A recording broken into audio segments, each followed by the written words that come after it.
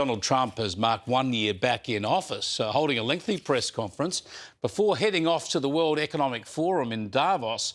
But he's been forced to turn back after an issue with Air Force One. He'll get there eventually. But the president's aspirations for Greenland are dominating debate on both sides of the Atlantic. How far are you willing to go to acquire Greenland? You'll find out.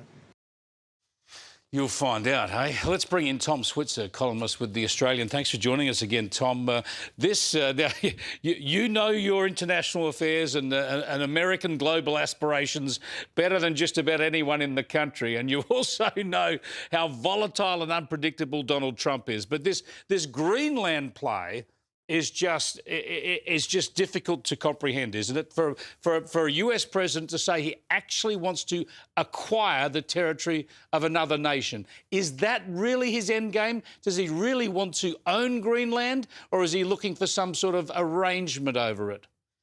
Well, opinions divided. I mean, some of his supporters say he wants Greenland to be part of the United States because of the rare earths, the minerals, and also because it's an important geostrategic part of terrain in the Arctic to keep China and Russia in check. But my own sense, for what it's worth, Chris, is that I think he's using this in the most boisterous manner possible and the most disruptive way possible, because he's basically saying to the Europeans, you can own Ukraine. This is not for America. Now, I know that's a radical idea, but my sense is that Trump, after a year of trying to end the war in Ukraine, he's having no luck, is basically saying to the Europeans, if you want to keep funding the war in Ukraine against Russia, you go ahead and keep doing it, but America wants out. And if that's the end of the alliance, so be it. Yeah, well, this comes to the real question. What does this mean for NATO? Now, he's really, metaphorically at war with his NATO allies here over Greenland. Is that treaty organisation under threat at the moment? Well, let's face facts. It's been 35 years since the end of the Cold War, 35 years since the collapse of the Soviet Empire. The only reason why the United States and Europe have been united strategically and politically was because of the Cold War and the threat posed by the Soviet Union. So you could argue that America, under the leadership of President Trump, is just playing catch up with history.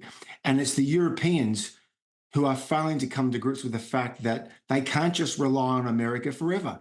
Remember, the only times the United States has been deeply supporting European security was when America felt that its vital interests were threatened.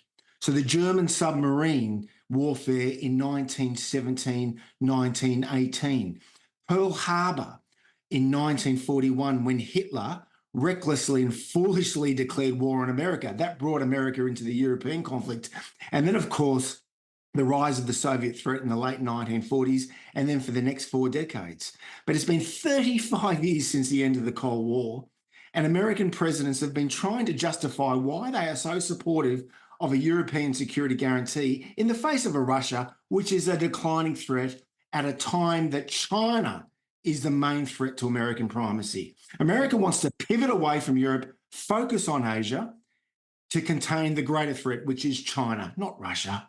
I'll pick up that aspect in just a moment, but just before I do, let's have a look at what the president's had to say today about Greenland. Something's going to happen that's going to be very good for everybody. Nobody's done more for NATO than I have, as I said. I think that we will work something out where NATO is going to be very happy and where we're going to be very happy. But we need it for security purposes. Yeah, we will see what happens. But just to pick up on what you were talking then about about the strategic needs, and certainly NATO, the European countries, to some degree for 30 years have freeloaded on America for their own security. If America was to think that Europe is no longer a useful buffer in these global strategic plays, then Greenland becomes even more important in a geographical sense for the protection of America, doesn't it, from Russian and Chinese interests? You're right, Chris. I mean, Greenland is the world's largest island. It's geographically North American. It's not European, it's geographically North American. It's part of Denmark, but that goes back to the 9th century. And if NATO does come to an end, America has quite rightly got to look after its strategic interests. And that means that Greenland would be part of the United States. Now, as with all things with Trump, he's going about this in a very provocative way. But it's a wake-up call to Europe. Again, 35 years since the end of the Cold War, why the Europeans keep sponging off Uncle Sam for their security. It's quite remarkable. Well, that's why the And- next couple of days are going to be extraordinary. I know Donald Trump's been delayed. There was a problem with Air Force One. He turned back. He'll grab another plane, no doubt. He's going to turn up at Davos in Switzerland. There'll be a lot of European leaders there. What do you expect to see playing out in front of the global audience? Well, if he was smart, he'd make this bipartisan, say that Barack Obama, his predecessor from 2009 to 2017, also wanted the Europeans to do their fair share in defence spending. This is not just Trump or MAGA or a Republican issue. There's a bipartisan consensus in America. And remember, President Obama gave the speech in our own parliament in November 2011. He said the goal of the United States foreign policy post the forever wars in Iraq and Afghanistan was to pivot to Asia.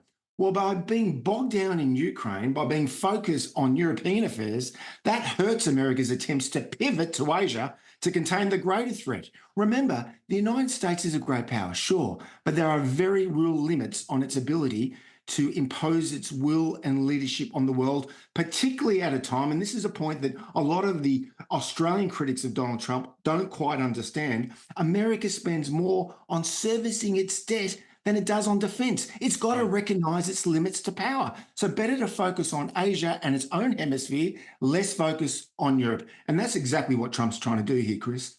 Fascinating insights. Thanks for sharing them with us, Tom. I appreciate it.